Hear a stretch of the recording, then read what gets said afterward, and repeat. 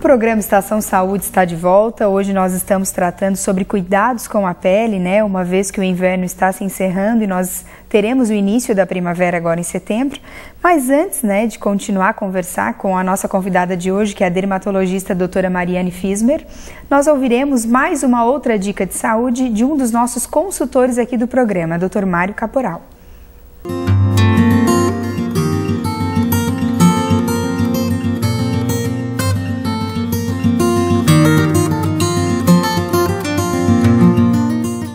Continuando a falar sobre a doença celíaca, como eu falei num programa anterior, a doença celíaca é uma doença causada pela intolerância ao glúten. Aí vocês podem me perguntar, o que é afinal o glúten? Porque vocês podem ver em muitos produtos escrito: este produto não contém glúten, porque o glúten é uma substância, é uma proteína existente na farinha de trigo, na aveia, na cevada, no malte, em tantos outros produtos que pode ter o glúten, que é esta proteína. Em seus derivados também, em certas bebidas, como vodka, uísque, assim como a cerveja, pode existir o glúten. E o glúten, esta proteína, entra em contato com o nosso organismo, principalmente com o intestino delgado, causando uma reação antígeno-anticorpo. O corpo reconhece o glúten como um elemento estranho, um agressor, e com isso causa alteração nas células e atrofia da mucosa do intestino delgado, e com isso causando determinadas sintomatologias que o paciente pode sentir em decorrência da intolerância ao glúten. Falar em saúde é falar da Ecoclínica, que há 30 anos atua no diagnóstico por imagem. Excelência em diagnóstico por imagem, em ultrassonografia, mamografia digital, raio-x e densitometria óssea, a clínica atua há mais de 30 anos e está presente nos municípios de Tubarão, Capivari de Baixo, Braço do Norte e Armazém. É também a única clínica do setor a receber o selo Nota 10 da Vigilância Sanitária. A Ecoclínica também possui equipamento moderno para ultrassom 4D.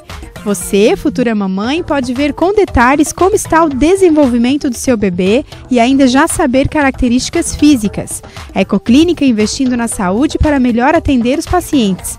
Mais informações e agendamentos pelo telefone 3622-2355.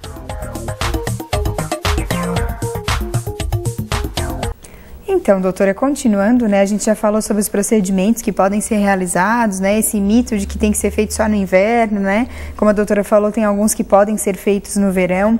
Em relação ao famoso Botox, doutora, a gente sabe que é algo assim que tem sido muito aplicado, né?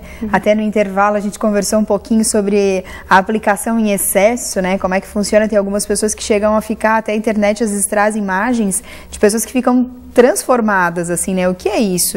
Geralmente a pessoa quer, foi uma falha, como é que acontece? O Botox, que nós chamamos, na verdade, é uma marca, né? O termo que nós utilizamos é toxina botulínica. Então, a toxina botulínica, existem várias marcas, dentre elas o Botox, que é a mais famosa. Eu costumo comparar outras coisas como achocolatados, que às vezes a gente lembra do nome comercial e não como achocolatado em pó. Enfim, a toxina botulínica, ela é utilizada com bastante segurança. Existe a utilização estética, mas existe a utilização terapêutica. Tanto que a utilização estética, ela foi descoberta por um acaso. né? Então existe um casal que a esposa é oftalmologista e o marido é dermatologista, e ela tratava estrabismo ocular com aplicação de toxina botulínica, e ela observou que na aplicação do estrabismo, para o tratamento do estrabismo, havia diminuição das linhas perioculares. Então aí foi uma das descobertas da utilização da toxina botulínica para a questão estética, mas existem diversas aplicações. Na questão estética, uma coisa que nós havíamos comentado no intervalo é a questão da idade mínima. Não existe uma idade mínima. Eu costumo dizer que a pessoa vê a necessidade da aplicação. Claro que conversando com o médico, dermatologista, médico especialista, a gente acaba ponderando o início da aplicação ou não, mas de uma forma geral não há uma idade mínima. O que acontece é que de uma forma atual nós temos utilizado realmente cada vez mais precoce justamente para evitar que as linhas fiquem marcadas mais profundamente. Eu sempre costumo comparar a nossa musculatura da face com a musculatura quando a gente faz musculação. Então, quando nós queremos aumentar um músculo, a gente acaba exercitando ele mais para aumentar o volume. E se nós aumentamos muito a atividade de uma musculatura na face, esse músculo fica mais forte. Então, ele vai cada vez marcando mais a pele. Então, a aplicação da toxina botulínica, ela vai relaxar essa musculatura, minimizando algumas linhas que já existem e evitando que linhas futuras venham a aparecer, né? Então, ela tem um período, uma durabilidade, né? Varia de 4 a 6 meses, dependendo de cada caso, dependendo do quanto a pessoa utiliza aquela musculatura, né? Observamos, por exemplo, que em pessoas que praticam uma atividade física intensa, ela dura menos, né, mesmo utilizando na face, e aí pode ser feita a reaplicação depois do efeito ter passado, mas não é obrigatório, é um outro mito, né? Então as pessoas perguntam, aplica uma vez, precisa aplicar sempre a cada 6 meses? Não, isso não existe, a pessoa vai aplicar se ela assim desejar. O que acontece é que a gente acaba gostando do resultado e vai querer aplicar novamente. Que pena que a duração é tão pequena, né? Isso, é. Por outro lado, o que eu costumo dizer também, isso é uma segurança, né? Então a pessoa aplica uma vez, não gosta, acha que foi um pouquinho demais, né? Gostaria de diminuir um pouquinho o efeito aqui ou aumentar um pouquinho outro lado, ela pode, numa próxima aplicação, ter essa mudança. E o que acontece com algumas pessoas que fazem, que modificam tanto o rosto e parece que é irreversível, assim, aí não é o Botox, é um outro produto utilizado?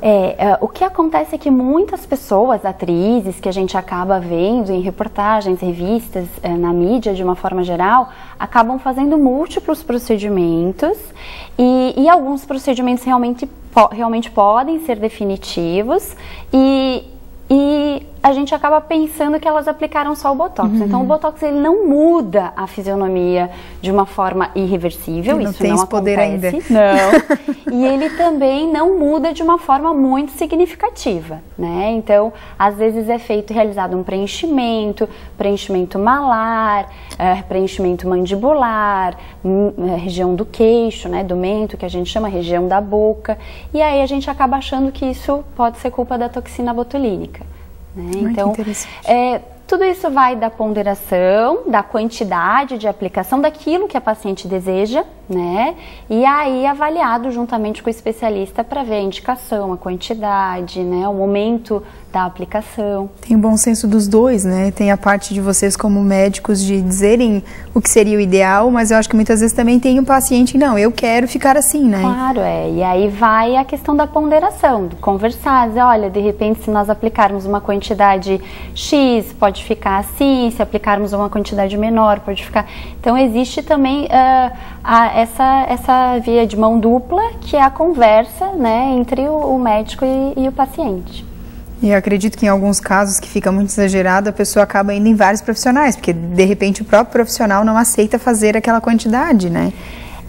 Vai, né, do gosto de cada paciente e também da questão do médico, né, na orientação da aplicação do procedimento, na quantidade, enfim. O programa Estação Saúde vai para um breve intervalo, mas nós já voltamos trazendo mais informações sobre o nosso tema de hoje, cuidados com a pele. Não saia daí.